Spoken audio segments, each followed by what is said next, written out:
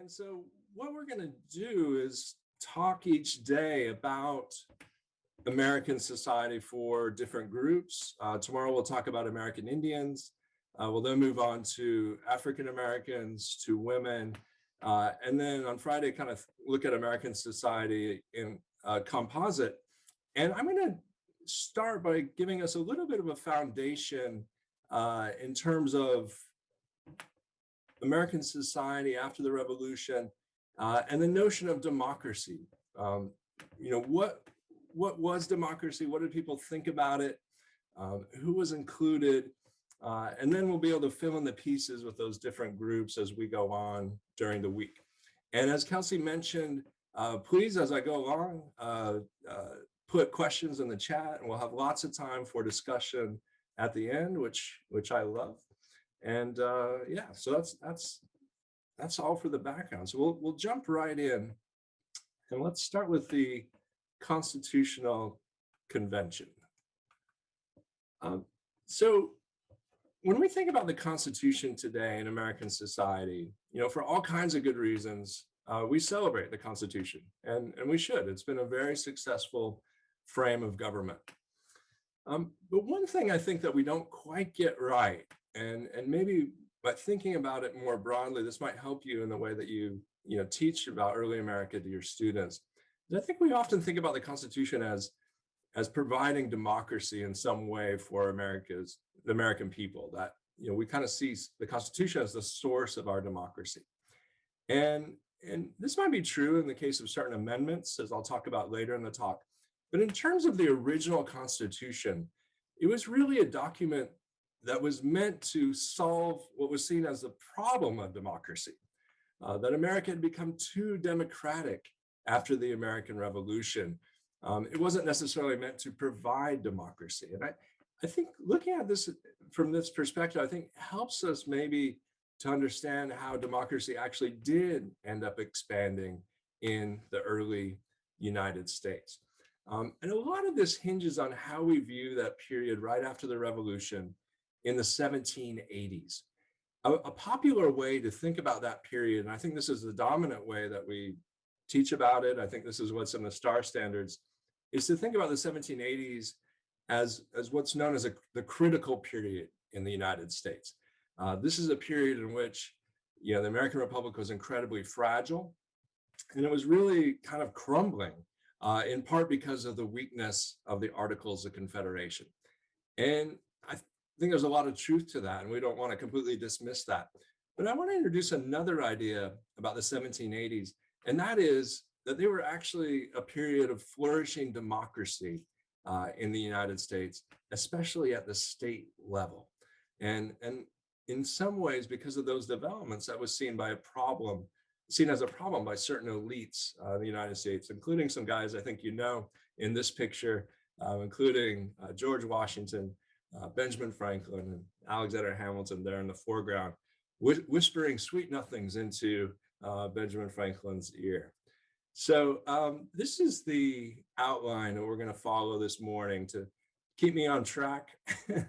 Professors, tend to profess, so we'll try to stick to this. I'm going to start by talking about the 1780s, again, exploring that idea of whether it was a critical period, move on to the Constitution itself, and then talk about how America did begin to democratize, which I think, it was the real critical element there was political parties.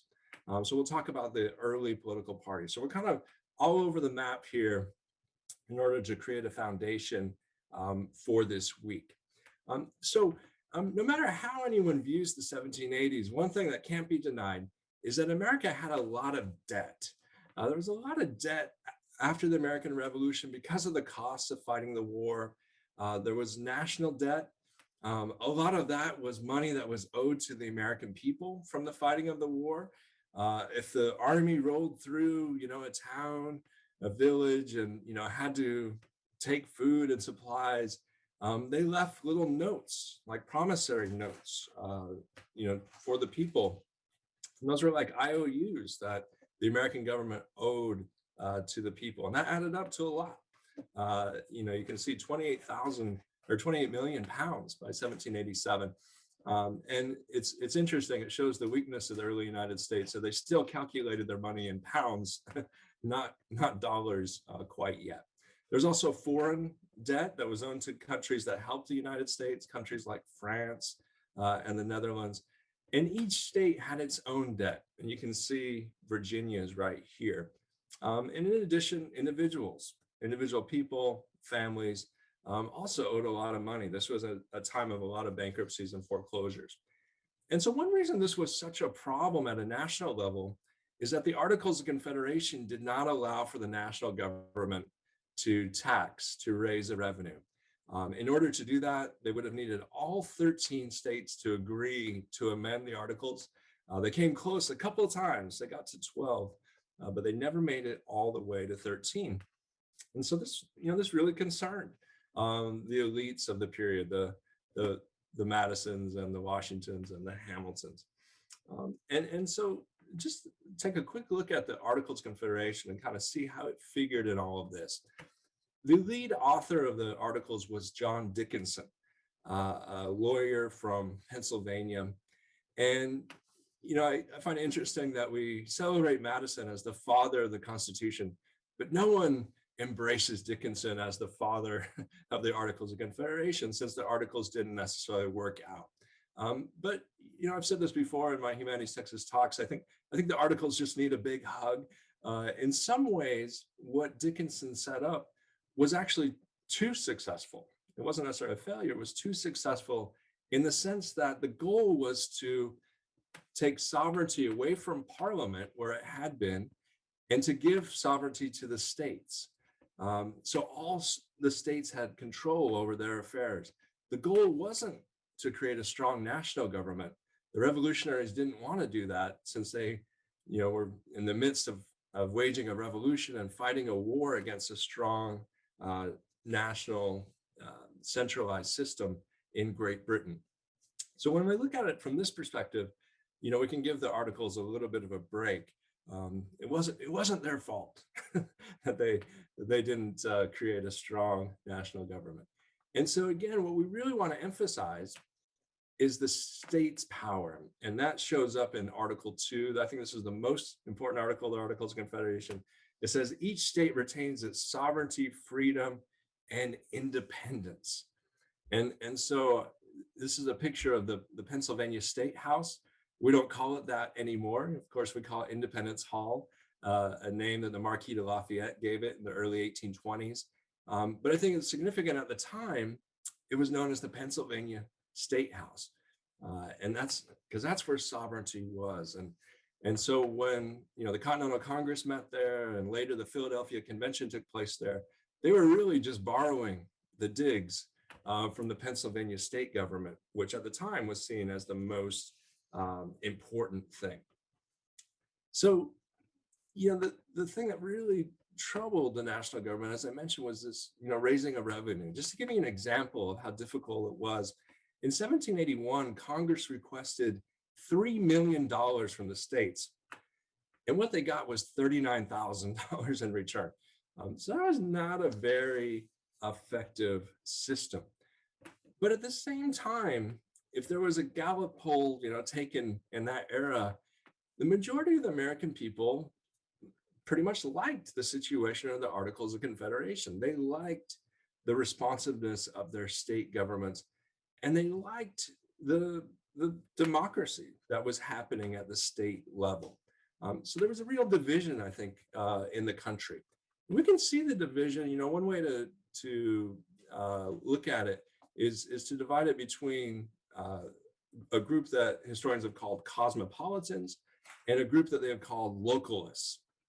And Cosmopolitans, or Cosmos for short, were generally people who had been involved with the national government and national institutions in the Revolutionary War, especially Continental Army officers. So people like George Washington and Alexander Hamilton, pictured here. They were frustrated with the Articles because they were looking at things from a national perspective. The Localists, or the locos for short, the crazies, men like Patrick Henry, were at the state level during the Revolutionary War. They served in state legislatures, they served in state militias, And for them, there wasn't as big of a problem. They, weren't as worried about the situation in the 1780s. Because as I mentioned, a lot of people liked what was happening. Every state had its own constitution. And under those constitutions, the amount of democratic participation was really expanding. You see pictured here the Pennsylvania state constitution. I'm going to describe a few things that it allowed for. It didn't actually have a single executive, didn't have a single governor, which was pretty rare among the state constitutions. It had a plural executive of 12 men, and it kind of rotated which one would preside and be called president of Pennsylvania.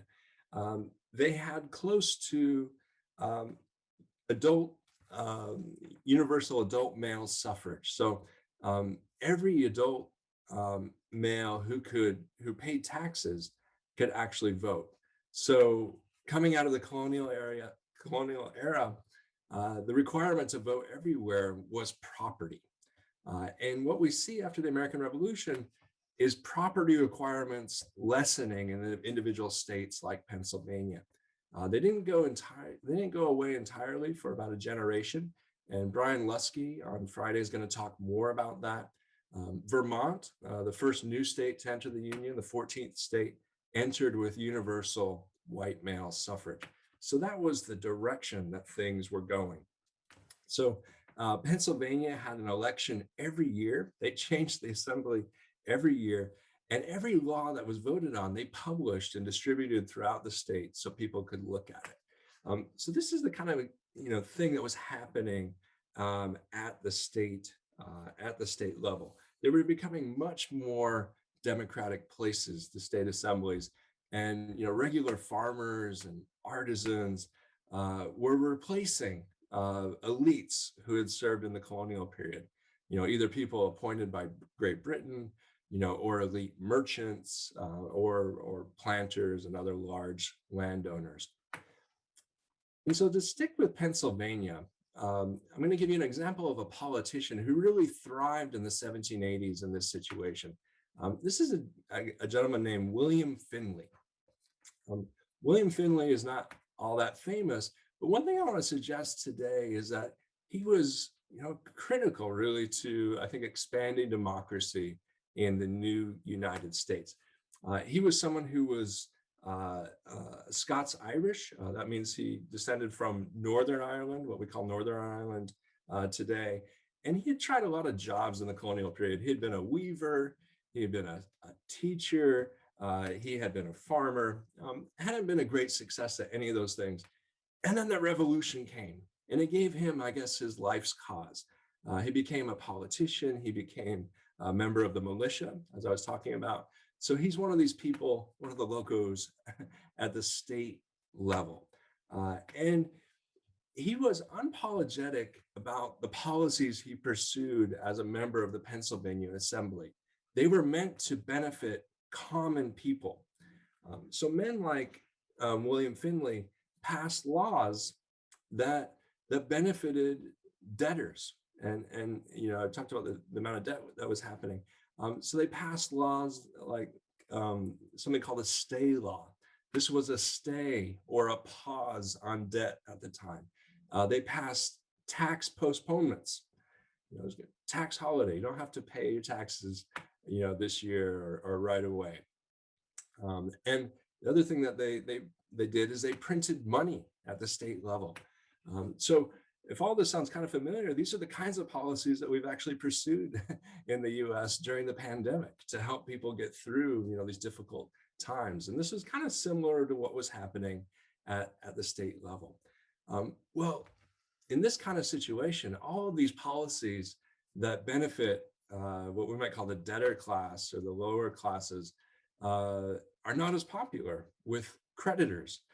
Creditors aren't very happy with the printing of money, which creates inflation. And it means that the money that they're getting paid back is actually worth less than the money that they might have loaned out.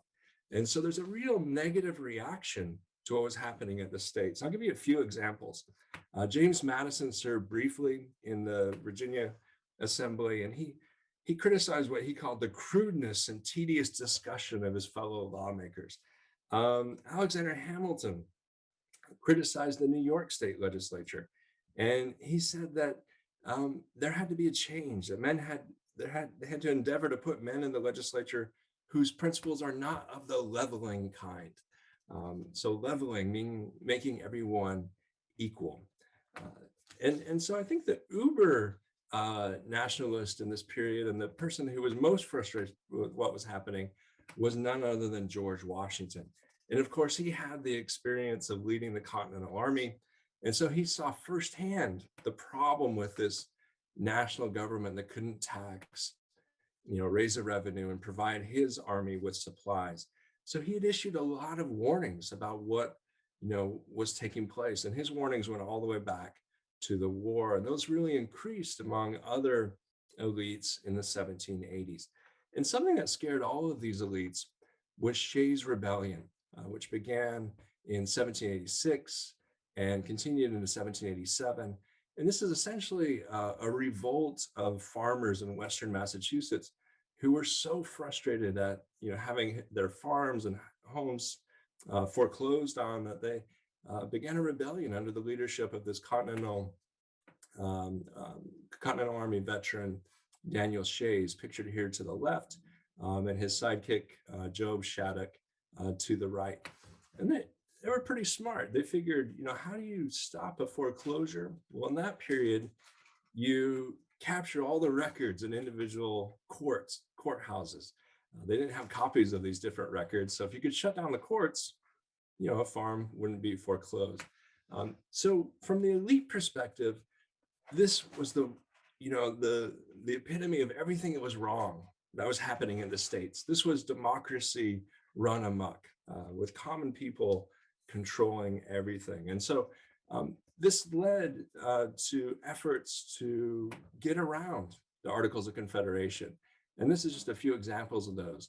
There's a meeting at Mount Vernon in March of 1785, where George Washington is trying to get the leaders of Virginia and Maryland to agree about about navigating the Potomac River, since it went in both states. And he avoided Congress and came up with his own solution with the Mount Vernon Conference. There's another meeting in the fall of 1786 called the Annapolis Convention. Alexander Hamilton's really the organizer behind this. He wants to create other financial reforms in the United States, again, going around Congress because he considered it so dysfunctional. And in the midst of these different meetings, you can see Shays' Rebellion began. And again, this creates even more momentum to reform the Articles. And one thing they did at the Annapolis Convention, only 5 states showed up there, but Alexander Hamilton said, we should meet again in the spring of 1787. And that meeting became the Philadelphia Convention. So we'll turn here briefly to the Constitution and what took place in Philadelphia in 1787 and how that kind of fits into this picture of democracy in the early republic. I think the motivation for Hamilton and these other people that I've been calling cosmopolitans or nationalists was to try to take power away from the states and really try to limit what they called an excess of democracy, because they were really afraid that the country was spinning out of control. So we saw the father of the Articles of Confederation, John Dickinson. So we'll take a look at the father of the Constitution, James Madison. Madison took it upon himself to create what became known as the Virginia Plan. We can kind of think of him pulling a metaphorical all-nighter through the winter of 1786 into the spring of 1787, preparing for this meeting. And Thomas Jefferson, who was in Paris at the time, sent Madison 2 trunks full of books on the history of republics, particularly in ancient Rome and in the Greek city-states.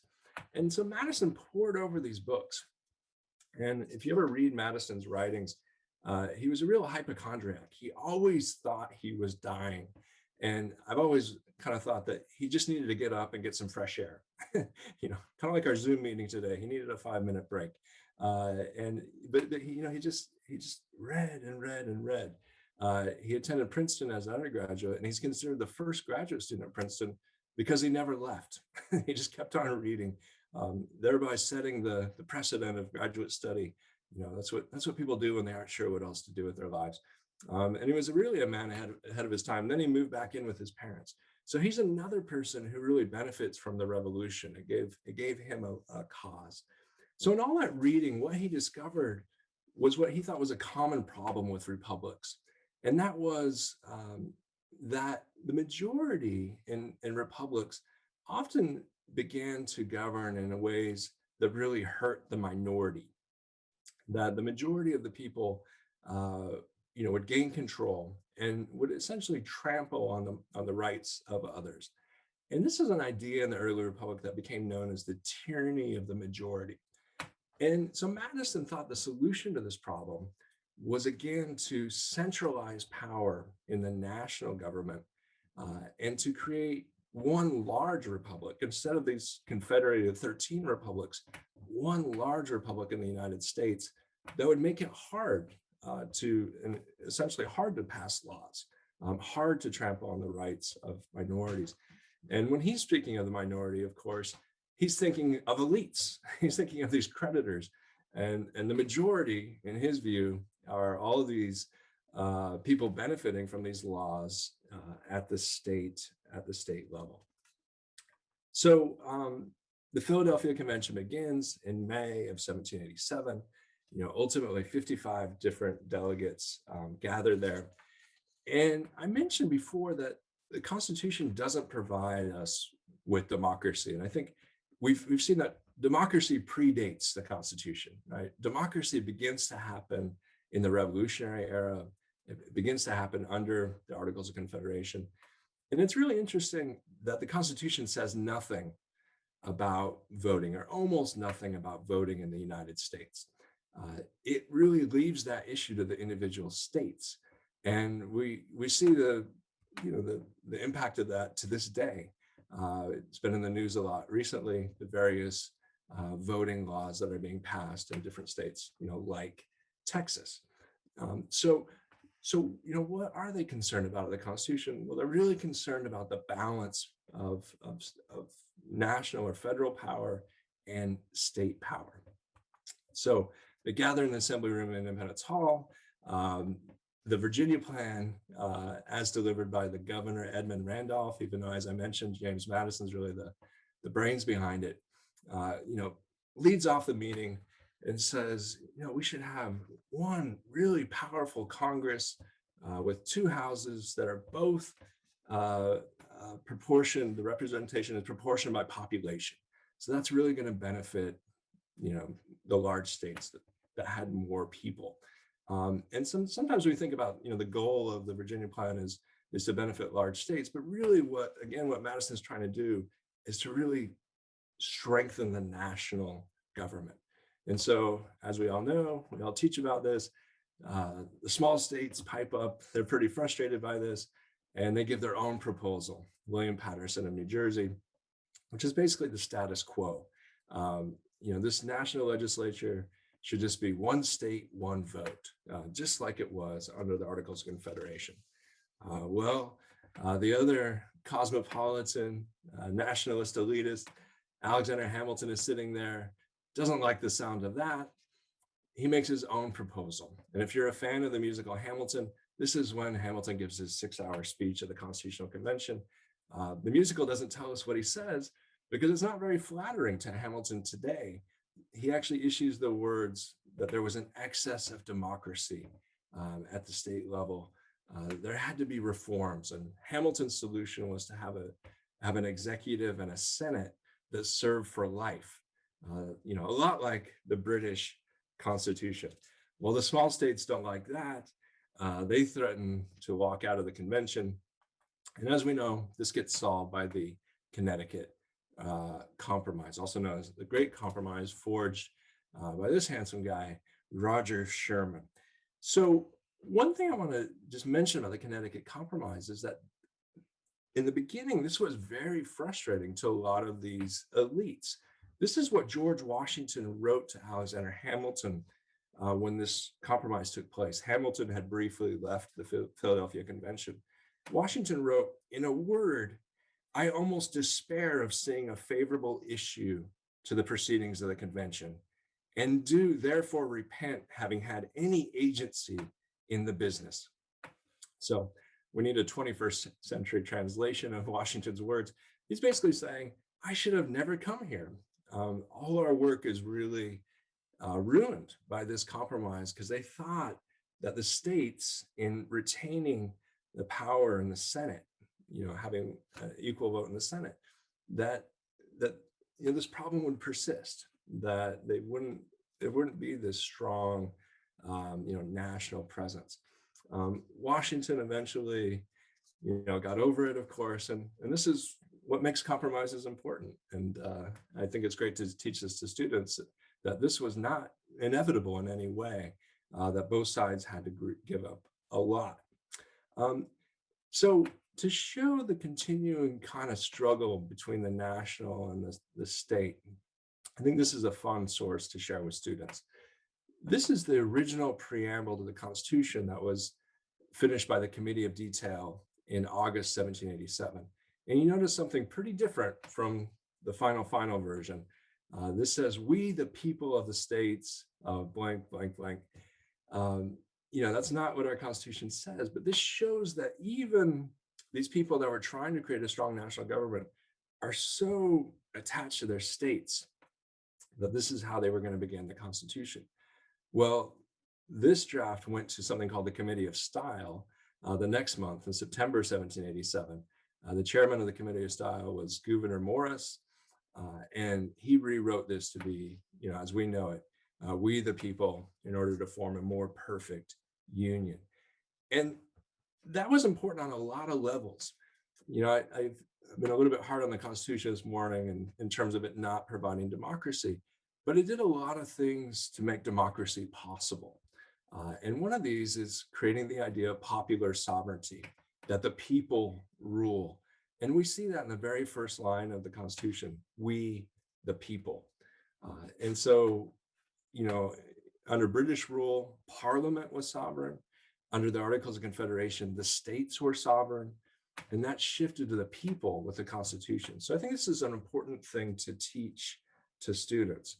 The Constitution does other things. It removed or limited any possibility of hereditary titles in the United States. There's no dukes or earls or viscounts, at least officially, in the United States. And another interesting thing it did that we're going to look at in a document later is that it didn't require property for office holders. It's something they actually debated, but they decided not to do that. So I think on this question of democracy, the Constitution is kind of neutral. It sets up this representative form of government, but then it really allows the states to determine who was going to participate. So I want to close here by talking about how the country did begin to make small steps towards democracy under the Constitution, really into the 1790s up to about 1800. And then the other folks each day are going to take over from there. And as I suggest here, parties were critical. And this was not an intention of the Constitution. The Constitution never mentions political parties. It's not there anywhere. And I think this was the biggest blind spot of the framers. We have this consistent two-party system in the United States, and that's not by design. That's just because there's a winner-take-all system the way the Constitution sets it up. And so it makes no sense to have more than two parties in the United States, because you don't get anything being a third party. You don't get any percentage of Congress the way you might in other countries' systems. And the reason, because of this is there was a lot of I guess frustration over what had happened with parties in England. And there was a sense that parties were in it for themselves. They were self-interested. Whereas people that didn't belong to parties were in it for the whole, for the common good. So they avoided it. But I think parties were critical to democracy. We see that starting with the ratification of the Constitution And they're not really parties, but the first two major factions that formed, the Federalists and the Anti-Federalists. The Federalists supporting the ratification of the Constitution, the Anti-Federalists opposing it. And you can see that I have the first 5 states to ratify highlighted here. And I do that because 4 out of the first 5 were small states. And it kind of proves George Washington's point that the nationalists kind of lost out in the Great Compromise, that all of these small states realized they'd come out pretty good having the Senate. And we see that to this day, that states with the least population have the most political representation and power in Congress. But after those first 5 states, there's a huge battle over the ratification. And these are the top arguments that the Anti-Federalists made. They said this Constitution, there's no Bill of Rights. Where is that? They said things like, this isn't true federalism. In fact, they were pretty frustrated. They were, the Federalists called them the Anti-Federalists. They said that they were the true Federalists, that the Federalists were actually nationalists, that it created what they call a consolidated central government. A central government is way too powerful. And they finally said that, this isn't very democratic. There's a lack of representation, in this system. Congressional districts under the first original Constitution were 30,000 people. And today they're around 800,000. So pretty soon we're going to have 1 million people per representative. So I think the Anti-Federalists would be rolling in their graves. They thought that was much too large, that there needed to be more direct representation. So this is a couple of the leading Anti-Federalists. We see Patrick Henry is back for another round. George Mason, another Virginian who had written the Virginia Bill of Rights, which becomes kind of a foundation for the Bill of Rights in the United States as a whole. And I want to just do a highlight of that in just a sec. But first, the Federalists, answer these different Anti-Federalist claims. And we see different answers. They use Madison's idea of the large republic, the extended republic, to answer the question of the lack of democracy. They basically say, well, it's true, there might be less representation in this new system, but your rights are protected. And Madison makes that argument famously in Federalist 10. To this charge of consolidated government, they say there's all kinds of checks and balances. There's 3 branches of government. There's 2 houses of the legislature. There's federal government, state government. All of this is meant to prevent the consolidation of power in one place. And in the Bill of Rights, they try to argue that we don't need a Bill of Rights, that it's a dangerous idea. As soon as you start writing down rights, you might forget something. Well, the American people still wanted a Bill of Rights. So that was the winning issue that the Anti-Federalists had. And so we see the Bill of Rights come to be in Congress. I got this image from our friend Charlie Flanagan, who was running a Humanities Texas program last week. And if you look real closely, you're going to have to squint a little bit, but you'll see that what we call the First Amendment today was actually the Third Amendment. The first 2 amendments that passed Congress, 12 passed, weren't ratified. Only 10 of the 12 were ratified. And that's why what was originally the Third Amendment became the First Amendment. Well, I want to look at that very First Amendment that got passed up because it had a lot to do with democracy. This is way too much text for any slide. My friend Joe Kabilka, as he likes to say, that he was thrown out of PowerPoint school for doing stuff like this. So I apologize. But basically what this First Amendment said is that congressional districts couldn't get bigger than 50,000, that there couldn't be more than 50,000 people per representative. Now, if that had passed, if that was in the Constitution, today we would have a House of Representatives of around 6,000 members. Incredibly big instead of 435. So it didn't pass. What was originally the Second Amendment didn't pass either, but it was later ratified in 1992, which prevents Congress from giving itself a pay raise. So the Anti-Federalists, even though they lose this amendment on democracy, we might call it this First Amendment, they're still very satisfied with having the Bill of Rights, and they go away, right? So they're not a permanent political party.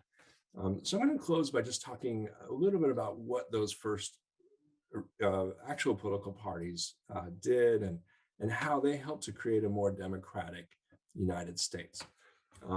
We have this amazing debate in George Washington's cabinet between Alexander Hamilton and Thomas Jefferson.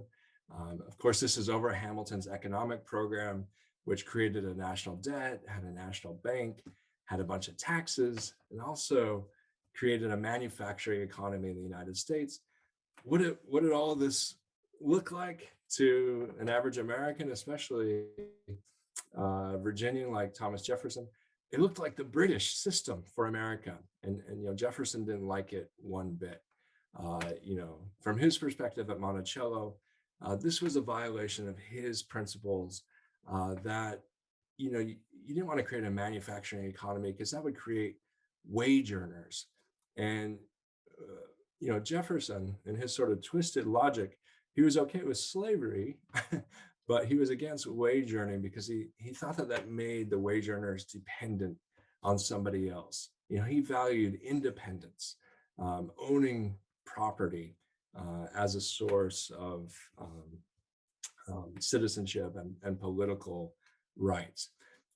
So these are two conflicting visions, right? And we see the first parties that form, Jefferson's Democratic Republicans and Hamilton's Federalists. And in the first two elections, where they go head to head, is 1796, where Jefferson loses to John Adams, and because of that became his vice president. And then in 1800, when they have a rematch. And so in this party competition, it encourages participation. How are people going to win elections? Well, they need to encourage voting, and they need to encourage voters. And so Jefferson sees this, and his party, the Democratic Republican Party, begins to argue that common people should have more of a role in the political process. The old view is that this is just an elite game, that elites should control everything. And so Jefferson wins in 1800. If we look at that electoral map, it's kind of nice to see an electoral map that's not red and blue, right? We get green and beige. If you see New York right there with the 12 electoral votes, Jefferson flipped that from 1796, and he created a coalition of Northern workers and Southern farmers. And they all celebrate him as a common man. And we find this kind of peculiar because Jefferson was an incredible elite and elitist, right? But at the time, he really was, he tried to sell himself as a common man, and people accepted it. And you see that in this portrait here, which I think would be fun to teach with as a contrast to a portrait we'll look at later of George Washington. And so Jefferson argued against government action. He thought that just helped elites. He didn't powder his hair. He didn't wear a wig. He wore, common homespun clothes and slippers. And a lot of this is, something of a fraud. It's not who he actually was, but it worked politically. And at the time, the country was really democratizing. So we don't want to give Jefferson too much credit for all this. One area that was becoming more democratic was American religion. We see, this revivalist preaching that was taking place.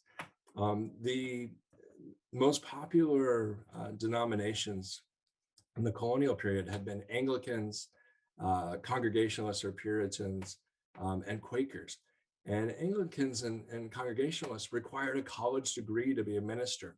Well, that began to change in the early 1800s with the Methodists and the Baptists becoming the most popular congregations. At that time, their ministers didn't need a college degree. They just needed to be able to preach from the heart. And this helped to democratize, American religion. We see that spread to the African-American community and the African Methodist Episcopal Church that was created by this man, Richard Allen. And Leslie Alexander is going to talk more about this, but gradual emancipation opened up the possibility for African Americans to participate briefly in American politics, as long as there was property requirements and they could meet those property requirements. Those rights begin to be taken away, by the 1820s or so. And so this is one of the stories that we're going to trace this week. And so to finish this kind of narrative of how America starts becoming more democratic, we get Andrew Jackson, the Jacksonian era, and the first true common man who is elected president in 1828. And he plays on his fame from the Battle of New Orleans. And Jackson's political hero is Thomas Jefferson. And Jackson, loved in his political biography that he had had a confrontation with a British soldier as a boy, and it had left a scar on his forehead. And so as long as we still have Jackson on the $20 bill, you can take just a pencil, you don't want to deface American currency, just a pencil and a little light scar on the forehead of Jackson on the 20 will make it more historically accurate. And what Jackson did is he took Jefferson's same political coalition, Northern workers and Southern farmers, and he really celebrated democracy, not as a problem, but as a solution to the country's problems. So we start to see this huge shift that Brian Lusky will talk to us more about by Friday. And then maybe the full culmination of this is the election of 1840, the election of William Henry Harrison. And this is that election that has that slogan, Tippecanoe and Tyler too. That was his presidential campaign slogan. And why do I think this is so significant? Well, William Henry Harrison was a Whig. The Whigs are the party that follow the Federalists. So the Whigs were essentially the elites of their period. But in order to win the presidential election, they have to run Harrison as a common man. This is called the log cabin campaign. You see the log cabin on this sheet music for Tippecanoe and Tyler too. And so this was a complete shift from the Federalists who said elites should rule. There's kind of a sad ending to this story. William Henry Harrison was frustrated that they had really dumbed down his background. So he gave the longest inaugural speech in history, even longer than my lecture today. And, he talked for more than 2 hours in terrible weather in Washington, D.C., caught pneumonia and died a couple of months after taking office in 1841. And so that's a warning, I guess, to all of us long-winded folks. But this shows that shift take place. And so to come full circle, I talked about the Constitution didn't originally have democracy, but it changes over time and it becomes democratized. So we see that in all of the amendments listed here, and I'll make sure that all of you get these slides. This is how the Constitution becomes democratic, is by adding, African Americans, by electing the Senate by people instead of state legislatures, having women vote, having the residents of DC vote, at least in the presidential election, having no poll taxes, having 18-year-olds vote. And this is one way you might teach the full scope of American history. Look at who's included in We the People over time and how that shifts. And again, we'll give you more materials this week to do that. But for now, I'm going to stop so we can have some time for questions before our well-deserved break.